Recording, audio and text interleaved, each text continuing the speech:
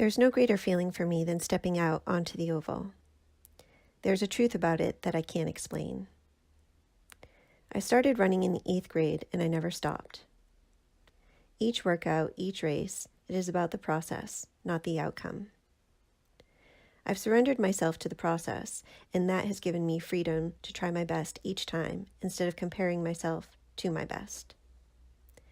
I joined Central Park Track Club a year ago and were sponsored by New Balance. I was told I should forget about being sponsored. I guess I just forgot to listen. I'm stubborn, and I just don't give up. Maybe it is the red hair. I feel like I've accomplished a lot, but I'm not finished yet. In fact, I don't think I will ever be finished now. When I see other Masters athletes setting American and world age group records, I can't help but feel inspired.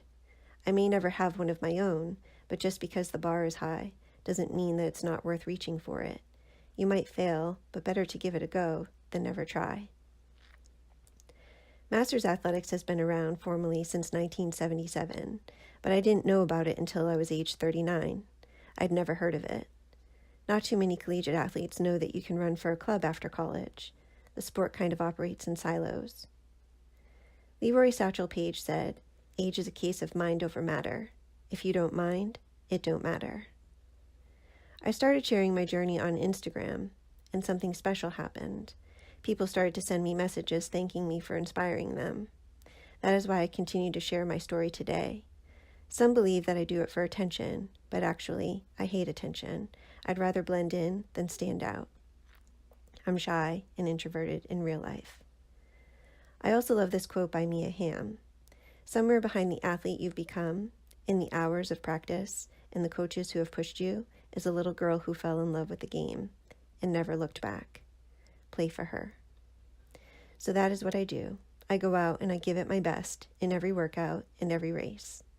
Sometimes I get it right, and sometimes I have to take a step back and start over.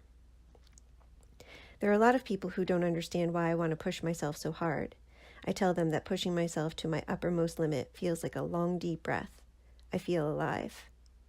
I've always been a high-energy person, and if I don't let the energy out, I get really cranky. I have a hard time sitting still. If I'm sitting still, then my mind starts going with 1,000 thoughts per minute. Running fiercely is fun for me. I would rather know that I pushed my hardest than win easily. That is probably why I became a fan of Pre, the intensity for which he trained and raced. But truly, I've fallen back in love with the sport, and no matter what, I can't wait to see what happens next.